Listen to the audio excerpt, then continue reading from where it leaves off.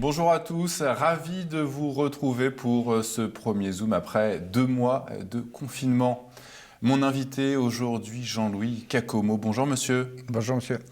Jean-Louis Cacomo, vous êtes professeur d'économie à l'université de Perpignan, spécialiste des questions d'innovation et de croissance économique, ainsi que chercheur en tourisme international. Vous étiez déjà venu nous voir l'année dernière, Jean-Louis Cacomo, pour un numéro de Politique Éco. Vous êtes aujourd'hui avec nous pour la présentation de cet ouvrage, votre autobiographie, Le rescapé de l'âme. C'est les éditions Liberté numérique.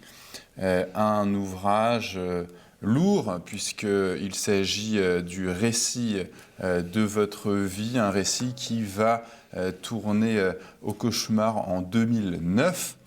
Vous dénoncez alors le scandale connu de filières de faux diplômes dans les universités françaises et vous vous livrez auprès d'un journaliste du Parisien. Qu'est-ce qui va se passer à partir de ce moment-là ?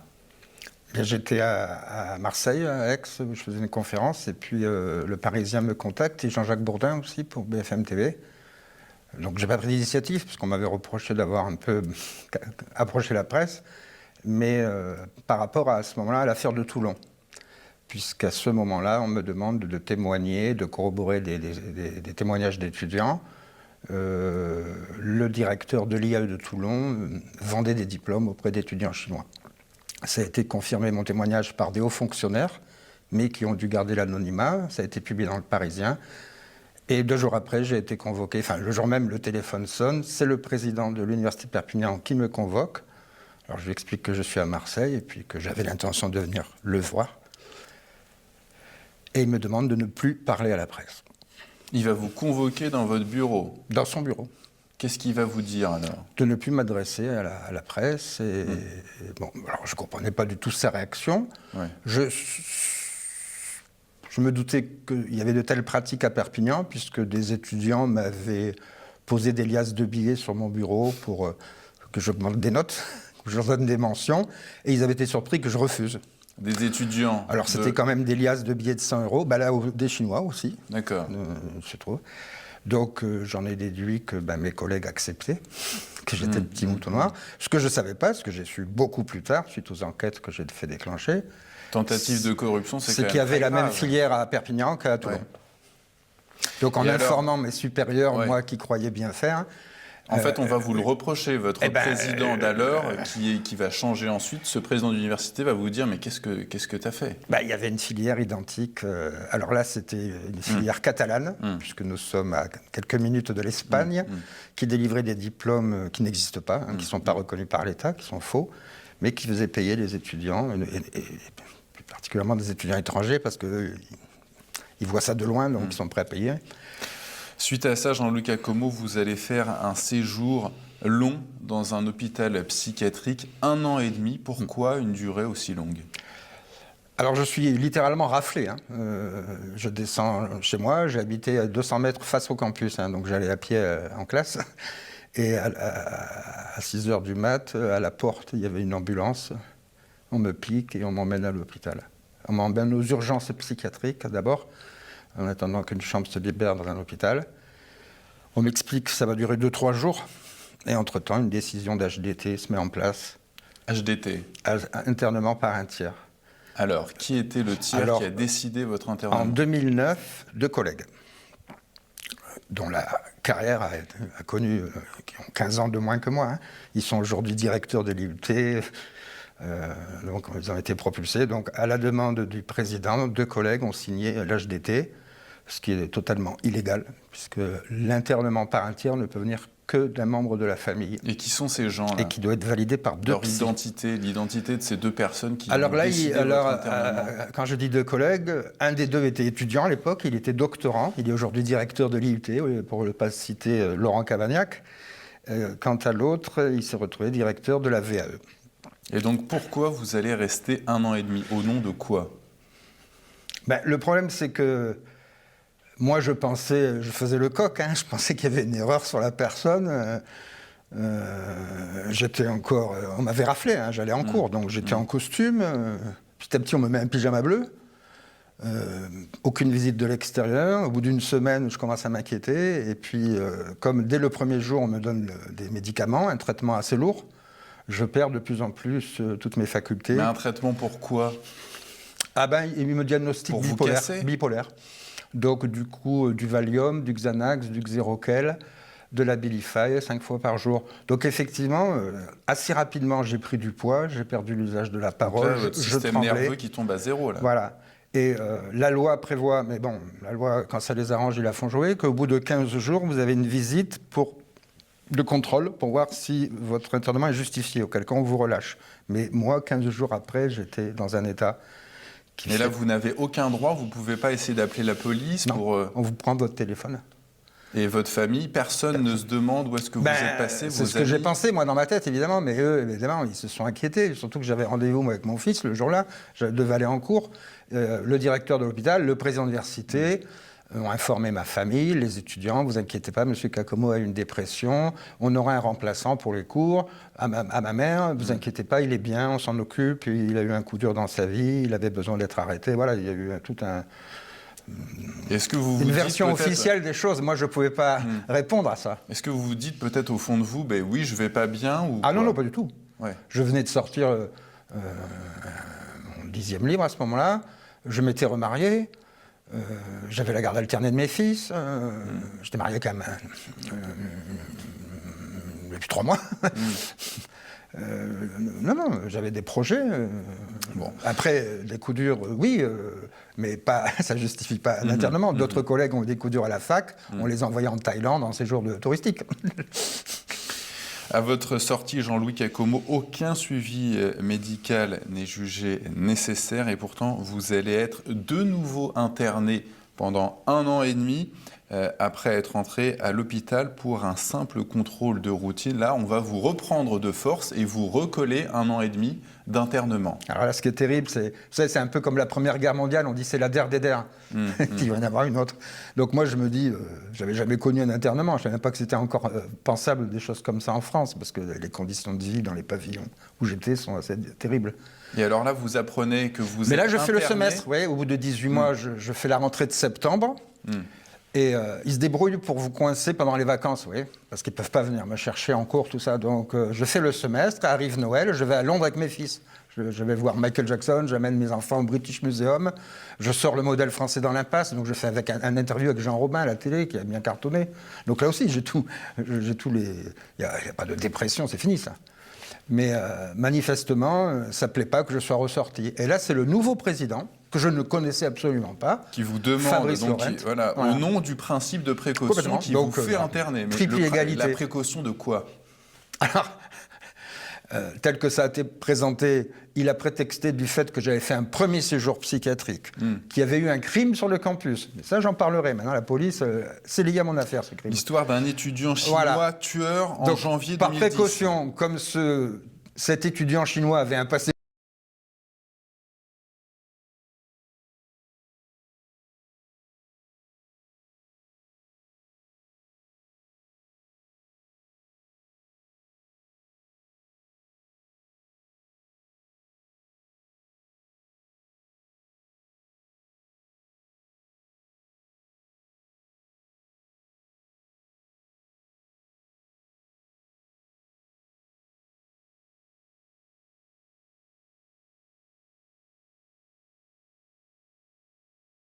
un passé psychiatrique lui-même et qu'il a tué ma secrétaire, par précaution, on va interner M. Kakomo, qui a fait de la psychiatrie. Vous avez... Du fait que j'avais fait un premier séjour psychiatrique, qu'il y avait eu un crime sur le campus. Mais ça, j'en parlerai. Maintenant, la police, c'est lié à mon affaire, ce crime. L'histoire d'un étudiant chinois tueur en janvier 2010. Par précaution, comme cet étudiant chinois avait un passé psychiatrique lui-même et qu'il a tué ma secrétaire, par précaution, on va interner M. Kakomo, qui a fait de la psychiatrie. Vous avez une secrétaire qui a été assassinée oui, bien sûr, je la connais bien. Par cet étudiant. Elle devait me fournir les faux documents que délivrait l'université dans cette filière catalane. Vous voyez, elle n'a pas pu venir au rendez-vous, elle est morte, cette dame. Assassinée accidentellement par quelqu'un qui a fait de la psychiatrie dans l'hôpital où j'ai été interné. Et donc là, c'est donc de nouveau 1 an et demi. Donc là, pourquoi je ne sais pas combien de temps ça va durer, effectivement. Pourquoi ce président veut vous faire interner alors qu'en fait, vous vous connaissez l'un et l'autre à peine? Je ne l'ai jamais vu. Il a été élu, j'étais à l'hôpital, au premier internement. Qu'est-ce qu'il avait à vous reprocher? Il n'a pas 40 ans, je sors mon premier livre, il était au collège, ce monsieur. Il a reproché que j'ai dit des choses qui sont connues, mais je suis le seul à le dire. Il n'a pas de doctorat, il a fait filière STAPS. Donc il a acheté lui-même des diplômes pour être président d'université. Donc ça, en fait, c'est une histoire de vengeance. Il a voulu se venger de vous. Et ça mouille très haut, puisqu'il a reçu de François Hollande la médaille du mérite, alors qu'il n'a aucune activité. Moi, pendant mon séjour à l'hôpital, Cambridge me décernait une médaille pour mes travaux de recherche. Donc il s'agit de Fabrice Lorente. Voilà. Alors, il ne me connaît pas personnellement. Donc, mon intime conviction, c'est que lui-même, il a exécuté les consignes de son prédécesseur, qui est à l'origine de mon premier internement. Il a fini le travail en échange d'une promotion, en échange de faire 2 mandats, ce qu'il a failli faire, à la présidence. Parce que ce monsieur voulait faire 2 mandats comme président de l'université, puis ensuite maire de Perpignan, sachant que la mairie contrôle plus ou moins l'université. Donc il voulait être président à vie. Pour lever la contrainte d'hospitalisation, vous avez dû passer devant un juge, Jean-Luc Accommo. Là aussi, la loi prévoit qu'au bout de ces fameux 15 jours de visite, si on juge que le patient doit rester interné, il doit y avoir tous les mois des audiences devant le juge des libertés. Mais moi, de mois en mois, mon état se détériorait. Et c'était leur objectif. Donc, au bout de 5 audiences, j'avais épuisé tous les recours, donc je ne pouvais plus sortir. Et là, il n'y avait eu aucun jugement pour décider de votre internement, en réalité. Non, c'est une rafle. Il y a aucun... Il faut normalement, dans un état de droit, on dit ce que la loi a fait, la loi peut le défaire. Mais moi, j'ai été interné sans jugement. Par contre, il fallait un jugement pour lever la contrainte. Or, finalement, elle a été levée d'office en étant transférée à la clinique de Montpellier. Comment s'est déroulé les audiences? C'était digne de Ceausescu. Ou de l'Union soviétique. De médicaments. Oui, puisque je suis en pavillon fermé. Donc l'audience se fait à l'intérieur, dans l'enceinte de l'hôpital psychiatrique, dans un préfabriqué. Je suis en pyjama bleu, je pèse 100 kilos, c'est Robinson Crusoe, je ne suis pas rasé, j'arrive pas à parler. Il y a un juge qui débarque. Il y a un juge qui vient de l'extérieur. Et qui signe un papier et un avocat qui vous dit, qui me représente. Dans votre chambre. Voilà. Ouais. Eh ben, vient me chercher dans ma chambre. Moi, je bredouille 3 mots. L'avocat, il récite ce qu'on lui a dit de réciter. Parce que, là aussi, les enquêtes de police ont montré que l'avocat qui était censé me défendre était payé par Fabrice Lorente. Il était connu, celui qui m'a interné. D'accord, ouais. Donc, une mascarade totale. J'avais aucune chance de sortir. Dans cet ouvrage, Jean-Louis Accommo, Le rescapé de l'âme, vous dénoncez ce que vous appelez la machination psychiatrique. Expliquez-nous. Oui, là aussi, vous voyez... on m'a accusé de la théorie du complot. Bon, il y a un journaliste qui a dit à mon honneur, la théorie du complot n'existe pas, mais sa mise en pratique, oui. Et vous en êtes un exemple. Dans ma procédure d'internement, la loi, quand même, vous voyez, il y a eu récemment un fonctionnaire à Antibes qui s'est fait interner par son supérieur. Un fonctionnaire, hein, comme moi. C'est passé dans Le Point. Au bout des 15 jours, le juge des libertés a fait son travail, lui. Il a protégé le citoyen d'un internement abusif. Donc il est sorti au bout de 15 jours. Ben moi, le juge des libertés, il était aussi impliqué. Donc j'ai pas pu sortir. Donc toutes les procédures qui sont censées protéger le citoyen d'un internement illégal, dans mon cas, elles ont été neutralisées. Si c'est pas un complot, c'est quoi? C'est une machination, oui, si vous voulez. Et vous avez connu les pires sévices, Jean-Louis Accommo. Vous relatez ces choses: médication lourde, perte des ongles, perte de dents, hallucination, perte de la parole, peur de l'extérieur. J'étais devenu agoraphobe. Vous voyez, quand on m'a transféré à la clinique de Montpellier, c'était une clinique, la contrainte était levée. J'étais en milieu ouvert. En fait, la journée, je pouvais aller à Montpellier, centre-ville. Et je ne sortais pas de la chambre. Ça, c'est après 1 an de votre internement, vous êtes transféré donc dans un centre de jour. Ben, après le 2e internement, après 3 ans. Et donc le médecin vous annonce que vous allez être soumis à de la sismothérapie, car vos médicaments, semble-t-il, sont inefficaces sur votre dépression, mais évidemment, ils sont inefficaces puisque vous n'étiez pas en dépression. Et vous êtes alors transféré à Montpellier, et c'est là que tout va changer. Alors en fait, le psychiatre complice, que depuis j'ai saisi l'ordre des médecins, le docteur Boxus, a prescrit 14 séances d'électrochoc. 14 séances d'électrochoc. Donc les séances d'électrochoc, le lundi et le vendredi. On vous colle des électrodes sur la tête et on envoie du On vous courant. fait une anesthésie générale et on provoque artificiellement une crise d'épilepsie. Il n'y a aucune ça se fait explication scientifique. Ça se fait aujourd'hui, ça. Ah bien sûr, puisqu'on m'a transféré dans une clinique, ce qui m'a paradoxalement sauvé la vie, spécialisée dans la sismothérapie. Et à votre arrivée, donc le médecin je suis terrorisé, puisque gère cet établissement va vous dire mais qu'est-ce que vous faites là ? À l'arrivée, je ne le vois pas tout de suite. Je fais donc toutes les visites de contrôle pour voir si je vais survivre à une anesthésie générale, vu dans l'état où il me trouve. Donc cardio, tout, j'ai tout. Bon, il trouve mon cœur, j'ose faire une blague, il dit « vous avez un cœur en bonne santé ». Je dis « c'est déjà ça ». Donc parce qu'on peut y rester si on... moi, déjà, j'ai peur de dormir depuis l'enfance. C'est ce que je raconte pourquoi dans ma vie. Là, on va me forcer à dormir, mais je sais que je ne me réveillerai pas puisqu'on va m'électrocuter. Et effectivement, le deuxième jour où on m'installe pour la séance, le docteur Billet, qui est le responsable de la clinique privée, annulait tout.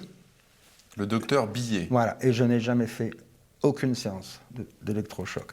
Et rien que ça m'a électrochoqué moi-même. Comment vous expliquez, Jean-Luc Como, qu'au sein même de ce milieu médical, il y ait eu une différence telle entre un diagnostic d'un monsieur qui vous dit, d'un docteur qui vous dit vous allez prendre des séances de sismothérapie, et un autre qui dit ah mais non mais surtout pas, vous êtes en bonne santé. Je vais vous donner une illustration que j'évoque puisque mon autobiographie remonte à mes années de collège. Au collège, j'avais un prof de musique et il me mettait 0 sur 20. Et avec un autre prof de musique, j'ai eu la médaille d'argent Europe en piano classique. Donc, de la même manière que vous pouvez avoir un très bon avocat, un mauvais avocat, un prof corrompu, un prof planqué, un prof motivé, passionné, un super footballeur. Donc là, j'ai pu comparer un psy qui était clairement complice de son donneur d'ordre, Fabrice Laurent, et qui avait pour mission de me pousser au suicide. Et donc, compte tenu de cette mission, il était en train d'y arriver. Et un psy honnête, d'une grande éthique, d'un grand professionnalisme, le docteur Billet, qui avait pour mission de me rétablir. Et en 15 jours, il me rétablit. Et je fais ma rentrée en septembre 2014. Mais qu'est-ce qui unit ce médecin Boxus qui vous prescrivait de la sismothérapie et ce président d'université qui avait décidé... Plusieurs choses. Dites-moi. Ils ont fait leurs études ensemble à Aix. Ils sont dans la même loge franc-maçonnique à Perpignan, d'après mes informations que je tiens d'ERG. Et ils avaient un service mutuel à se rendre. Vous voyez, quand l'étudiant chinois a assassiné cette secrétaire, cet étudiant chinois, il était hospitalisé à Thuir, il a eu une perme. Et durant sa perme, il assassine quelqu'un. Pour moins que ça, vous faites tomber un psy à un hôpital. Hein. C'est comme si un prisonnier, on le libère sur parole et à peine sorti, il récidive. Là, on libère un patient. Moi, j'ai pas eu de perme. On m'a donné aucune perme. On libère un patient, il vient sur le campus avec un couteau et comme par hasard, il tue la personne qui devait me fournir les documents que j'attendais. Après votre Donc, Laurent a couvert ce psy et en échange, ce psy, il m'a fait interner. Après votre deuxième internement, donc vous retrouvez votre poste au sein de l'université alors que M. Laurent est toujours en président septembre de 2014, l'université, tout à fait. Mais il va de nouveau essayer de vous faire interner de force. Oui. Comment est-ce qu'il va s'y prendre ? Alors là, il passe par la directrice de l'IAE, dont j'ai contribué à la création à Perpignan, donc, dont la direction me revenait, Madame Christine Pagnon, qui elle-même... n'a aucun doctorat ni en économie ni en gestion et qui dirige un IAE, c'est-à-dire un institut d'administration des entreprises. C'est du jamais vu en France, si ce n'est dans le monde. Donc, qui est agrégé du secondaire, donc qui est une prof de lycée. Donc, justement, là aussi, il y a anguille sous roche. Donc, cette dame signe une troisième procédure d'internement à mon encontre. Là, cette fois-ci, je l'ai vu arriver. 2 fois, 3 fois, non. 3 fois. De toute façon, moi, j'avais épuisé mes arrêts maladie. Même si j'y passais 1 mois, j'y restais à vie. Donc, c'était pas possible. Donc là, les ambulanciers, ils n'ont pas pu m'approcher. Hein. Ils ont vu dans mon regard. Il fallait même pas qu'ils essayent de m'approcher. J'ai appelé le docteur Billet, mon avocat, mon attaché presse, Solveig. J'ai filé dans le bureau de la DRH. Je dis, vous voulez la guerre ? Maintenant, vous m'y remettrez plus dedans. Et je serai à l'extérieur. Et on ira au bout du combat. Alors là, ils m'ont menacé, ils m'ont demandé de pas de faire de vagues dans mon intérêt. Donc j'ai quand même saisi la justice, mais oui, effectivement, du coup, j'ai eu 2 mises en examen, expulsé de mon appartement. On m'a retiré toutes mes fonctions honorifiques, enfin pas que honorifiques, parce qu'elles donnent droit à des primes et que c'est du travail, responsabilité pédagogique, des masters, mes responsabilités internationales. On m'a saigné, quoi, on m'a mis dans un placard. Par jugement du 21 novembre 2017, le tribunal correctionnel de Perpignan a annulé les 2 plaintes déposées contre vous, notamment pour diffamation. Qu'est-ce que Fabrice Lorente vous reprochait? Alors, oui, bon, pendant 2 ans, en effet, je subis 2 mises en examen. Une mise en examen a tué la carrière de François Fillon, qui aurait pu être président de la République. J'ai 2 mises en examen, donc je risque ou la prison ou une forte amende. Il me reprochait la diffamation, de l'injurier. Alors lui, par contre, dans la presse, il me traite de fou, de mythomane, de malade mental. Moi, je n'ai pas de droit de réponse. Lui, il me diffame, puisqu'a priori, j'ai repris mes fonctions, donc je ne suis pas fou. Si on en croit un grand spécialiste mondial de la psychiatrie, qui m'a réintégré. Mais moi, effectivement, comme la presse me censure, la presse locale ne parle pas de mon affaire, et vous êtes le seul média à me donner la parole, j'utilise les réseaux sociaux où j'ai une grande audience, mes blogs, etc. Donc, effectivement, je fais une vidéo qui me vaut 2 mises en examen. Mais les avocats ont disséqué cette vidéo. Les gens qui me lisent connaissent mon style. À aucun moment. La diffamation, c'est très précis. Hein. Vous avez propos racistes, sexistes, injurieux, diffamatoires. Aucun de cela. Je n'ai dit que la vérité, que mon patron m'avait fait interner. Il n'y a pas de vocabulaire ni raciste, ni injurieux. Il y a la vérité qui est terrible, effectivement. Le 11 mars dernier, Jean-Luc Acomo, la commission d'indemnisation des victimes d'infractions a déclaré irrecevable votre requête concernant les faits de viol et abus de confiance commis le 18 février 2002 et les faits d'internement abusif commis entre 2009 et 2014. Elle vous a débouté de votre requête au titre du harcèlement commis depuis septembre 2014. Oui, alors là, j'étais assez remonté pour le coup. Je me suis autorisé une colère sexiste, parce qu'il se trouve que ce jury était à 90% féminin.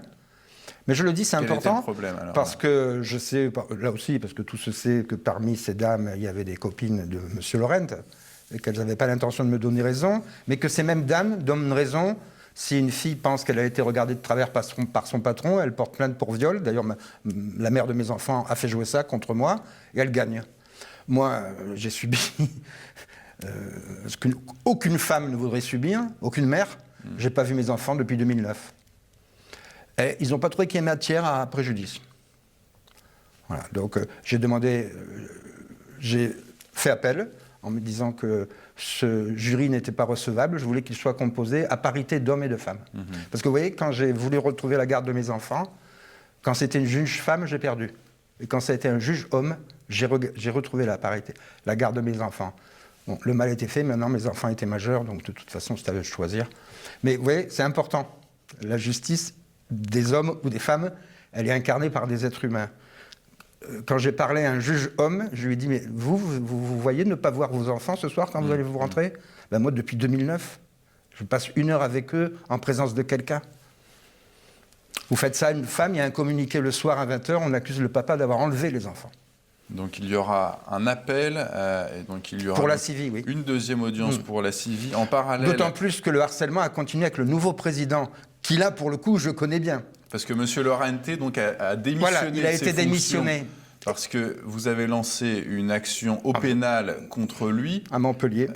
Pour internement abusif. Donc il n'a pas pu finir son mandat. Au pénal, et il devait y avoir une audience le 22 juin, mais qui, semble-t-il, sera reportée en septembre. Il a donc démissionné de ses fonctions pour se préparer à cette audience. Il devait d'ailleurs en parallèle être candidat à la mairie de Perpignan. À la mairie de Perpignan.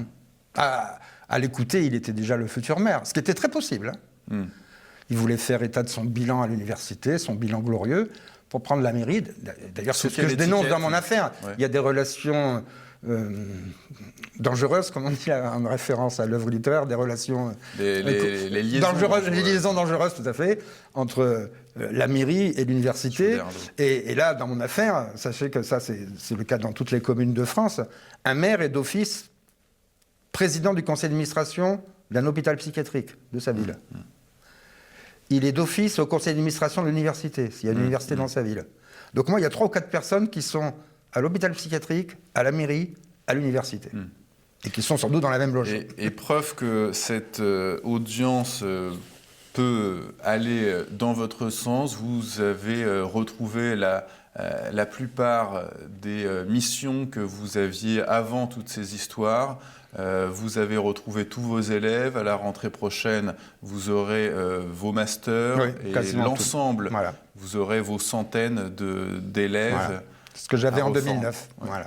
10 ans plus tard, enfin. Mais vous voyez, on m'avait dit de ne pas aller au combat, que c'était perdu d'avance. Si j'avais écouté ces gens-là, évidemment. De toute façon, c'est les mêmes qui se sont tués, donc je ne peux pas écouter des lâches. 10 ans de combat. J'ai commencé à être ennuyé en 2009. Vous voyez, nous arrivons en 2020. Enfin, nous sommes en mi-2020. Si mon audience du 22 est reportée à la rentrée judiciaire, ça nous amènera en décembre 2021. 11 ans de combat. Jean-Luc Iacomo, je rappelle le titre de votre ouvrage, « Le rescapé de l'âme, une descente aux enfers face à la dérive totalitaire de l'université et de la santé mentale en France ». Merci Jean-Luc Iacomo d'être venu sur le plateau de TV Liberté. Merci à vous.